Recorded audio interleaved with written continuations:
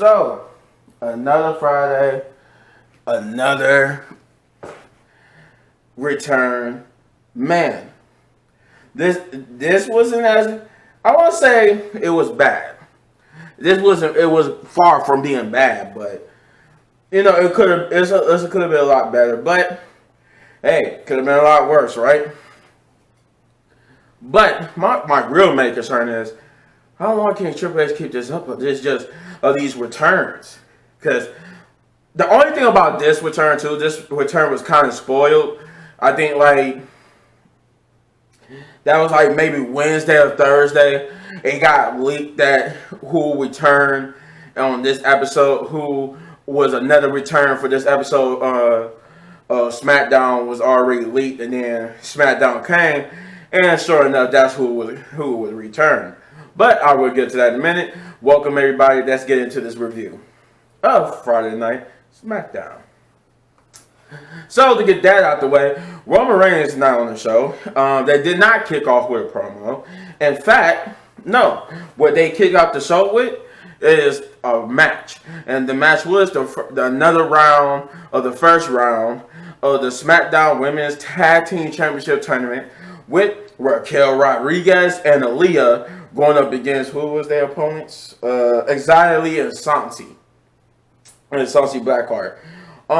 Which, you know what, for all intents and purposes, was a good way to start the show off. I mean, the match you didn't have no promo. You did a little bit of recapping, but otherwise, the match wasn't bad. I mean, it was a good showcase for all women involved. I'm always glad to see Xia Li. I'm glad that Xia Li and Santi are getting used regularly on episodes basis, so that's a good thing. So is Aaliyah and Raquel Rodriguez. Yeah, it was good. I enjoyed it, and Raquel Rodriguez and Aaliyah got the win. Moving on to face who I think they faced the winner between Natalia and Sonya. I was about to say Shayna.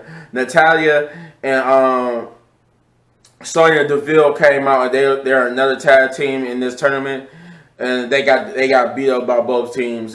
But it said that next week we will have on SmackDown, we're gonna have basically Sonya Deville and Natalia going up against Nikki Lyons and Nikita Lyons and Zoe Stark. But yeah, overall, great way to start the show. We got a Karrion Kross promo. This was like a backstage promo where he basically talked about why, what he did last week and why he did it. Basically saying that he was upset about how he was treated and how he was just thrown away like a disposable toy that was broken and no one has any use for, and that he's tired of the Golden Boys, the chosen ones like Drew McIntyre and Roman Reigns, and so that it was TikTok for both of them. And then at the end of his promo, he actually kind of shimmied over, and they see Drew McIntyre basically getting ready to go out for his to go out, and he actually would come out and cut a promo, not knowing what Karrion Kross just did. Drew basically cut a promo saying that he's the one who revealed that Roman Reigns was going to be on the show, and that he talked about basically, and that that Clash of the Castle, he's going to beat Roman Reigns, and then he haven't forgot about Karrion Kross, and then he will get his hands on Karrion Kross. But in the middle of his promo, he would get interrupted by Scarlett, who basically would come out using Karrion Kross promo entrance, and while she would stand up on the apron, and Drew basically talking trash to her like, where your boyfriend at and stuff like that, he would get jumping behind, not from Karrion Kross, but from the Usos. And the Usos, they tore into him and lay him a heap on the ground. Then they turned their attention, thanks to Jay, turned their attention to Scarlett and told Scarlett that to tell Karrion Kross that if he want to step up to the tribal chief, they're going to drop him too. And she said he had the same message for you. And that was the end of that. We were told to get the second match was supposed to be Ivar versus Kofi Kingston, but Kofi would come out with another preemptive strike with the kendo sticks, but this time it did not work in his favor as Kofi would get beat up by the Viking Raiders. So the second match ended up really being some local competitors versus a tag team, but nobody knows who the tag team is. QN The Return. The Return that was actually mentioned, like I said, before SmackDown, before Friday and SmackDown, turned out to be true. The return of Hit Row. So Hit Row. But minus Isaiah Swerve, obviously. Adonis, Top Dollar, and B-Fab are back on SmackDown, and they was the tag team to go up against these local competitors, and they quickly squashed them and reestablished who they were. We got a Liv Morgan promo. It was supposed to be the Liv Morgan and Shayna Baszler contract signing, but at first it started off with they was talking about it, about the announcers. Michael Cole and Pat. They was talking about it, how they was gonna, what was gonna happen. How that match was gonna go down. And all of a sudden the crowd go crazy and everybody shift their attention. It's Ronda Rousey who basically comes to the crowd, get in the ring, and say, I know, I'm supposed to be suspended. To some positive chants too. She got some Ronda Rousey chants, and she basically said that she's supposed to be suspended and not supposed to be here, and that she got fined a lot of money. But being the baddest woman on the planet, it's a tough deal, and she could afford it. So she revealed what was in the duffel bag that she had with her. It was the cash to pay for her fine, and she doubled it because she knew she was going to get fined again for what she just did. And as she was about to leave the ring on her own accord, the security came out with a female security guard, I might add, who would tell Ronda that she needed to leave. The female security guard made the stupid mistake of putting her hands on Ronda, and Ronda almost tore her arm off. To which as she got to the top of the ramp, Shayna Baszler would come out, and Shayna Baszler would kind of like get at Ronda, be like, this is not how you're supposed to do. There are rules here. You got to follow the rules. This is not how you get what you want. And you play by the rules. You get what you want. You play by the rules. And she said, play by the Ronda, like, play by the. You used to be a killer, and then just walked away. And Shayna just looked and was just like. And then she walked to the ring, basically cut her promo about why she's going to beat Liv Morgan, sign the contract. Liv Morgan will come out, do the same thing, and the only thing difference here, she had a better crowd reaction this week. So it was like, okay, it was kind of the whole, okay, maybe it was just that state that didn't like Liv. Then because they was behind her, nobody really chanted. She tapped out. Nobody really did anything until she mentioned that she said, she had the crowd on her side when she mentioned that Shayna Baszler was basically like a bootleg Ronda, and that she was gonna beat Shayna because she beat Ronda twice. And I'm like, I just said, oh no, why?